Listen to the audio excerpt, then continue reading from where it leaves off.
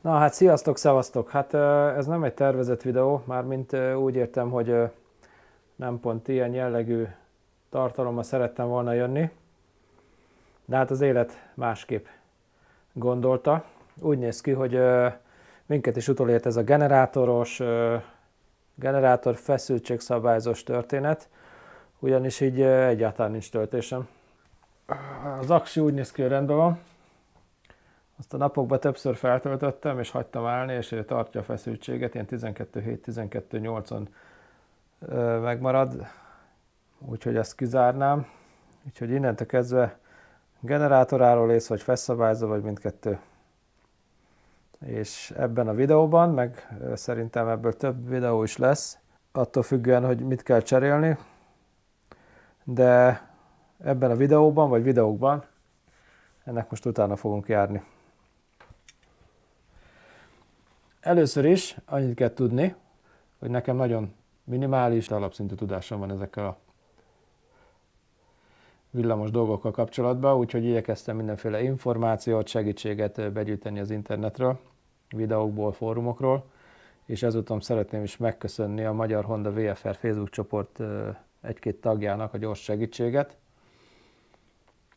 akik többek között erre a kis leírásra is felhívták a figyelmemet. Ha áram van, minden van címmel, rá tudtok keresni a neten.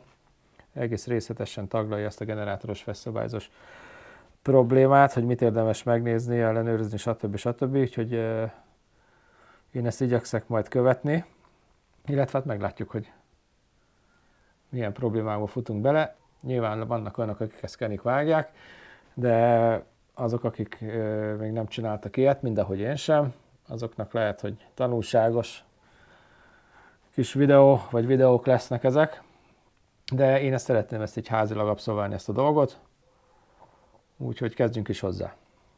Mielőtt komolyabban szétkapnánk a motort, hát az idomot le kell venni, ez a legkevesebb, de mielőtt komolyabban nekiesnénk a gépnek, egy-két teszttel közelebb tudunk kerülni a probléma megoldásához, amiből az egyik a generátor felől érkező 3 erő sárga vezetéken történik.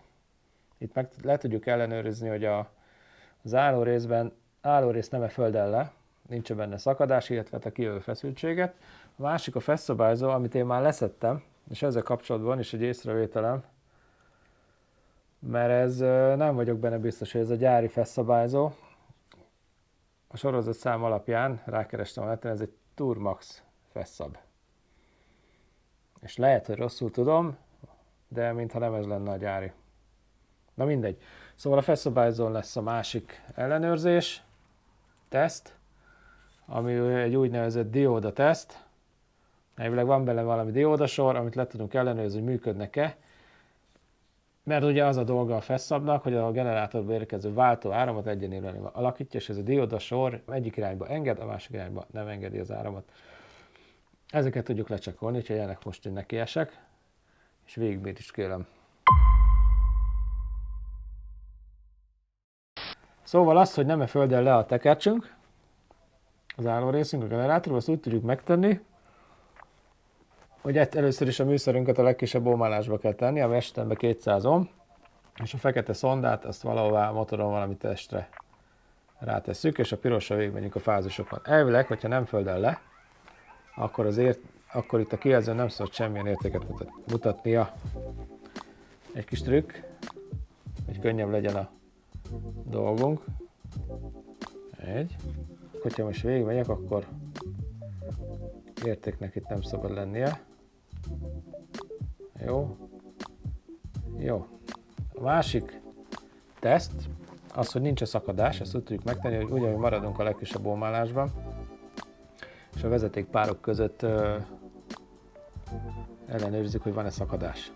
Elvileg itt úgy tudom, hogy 0,1 és 1 ohm között kell lennie a gyári leírás alapján vezetékpárok között lévő ellenállás, és mivel a szondáknak is van, itt le kell vonni elvileg a mért értékből ezt a 0,4-et. 0,05, 0,05 középre, feketét, hopszika, ne essél, 004, 005, jó, az megvan a 001-ünk, és van itt az utolsó, még egy 005, elvileg szakadásunk sincs.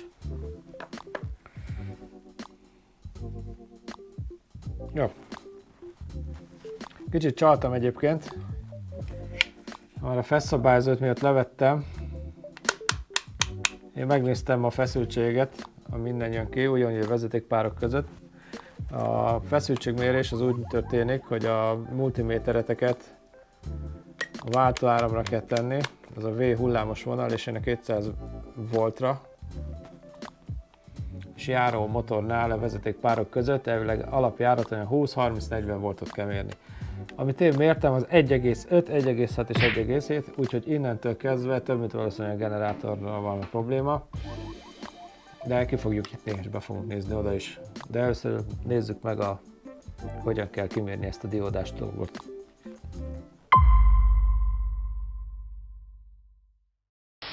Először is azt a műszert dióda tesztre kell állítani, ami ez a kis nyilacska. És akkor mivel kezdjük úgy, hogy a feketét egyszer ráteszem a feszabból kiérző negatívra, fekete a feketén, vagy fekete a zöldön, és elvileg értéket itt elvileg nem szabad mérjek. Így van, nincs is érték. 1-es fázis, 2, 3, ez elvileg okés. Most átmegyünk a pozitívra, itt viszont már értéket kell mérjek, mert ebbe az irányba menjek kéne, és közel egyforma értékeket kell mérjek. Első fázis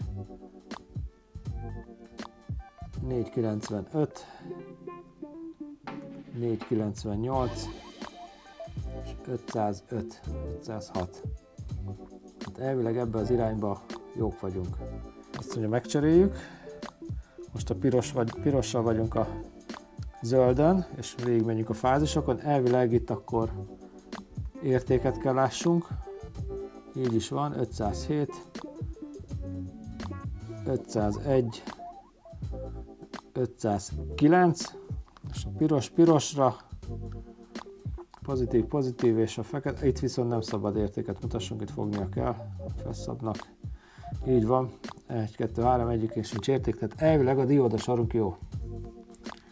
A következő lépés az lesz, hogy be kell nézzünk a fedél alá záró részhez.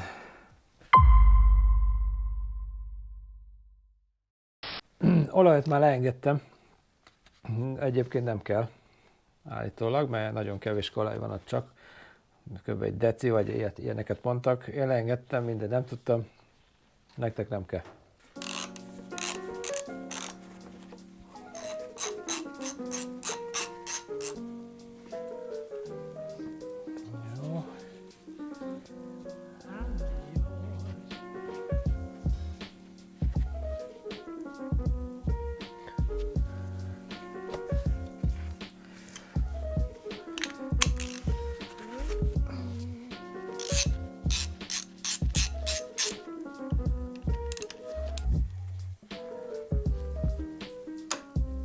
Ezek egyformák, jó van. Ó, vége. Lehagytam a fejet, jó?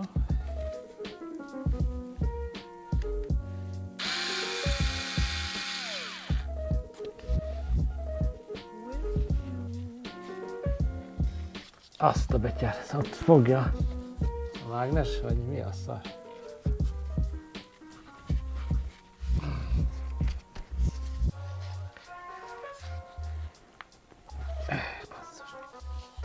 Keci. De ott vagy.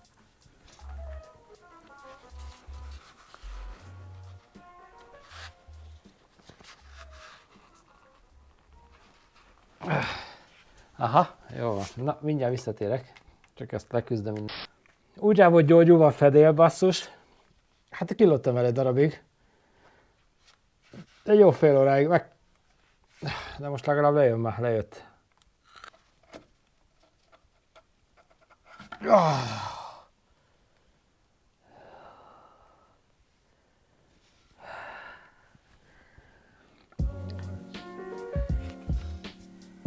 Itt a hiba. Süti pogácsa.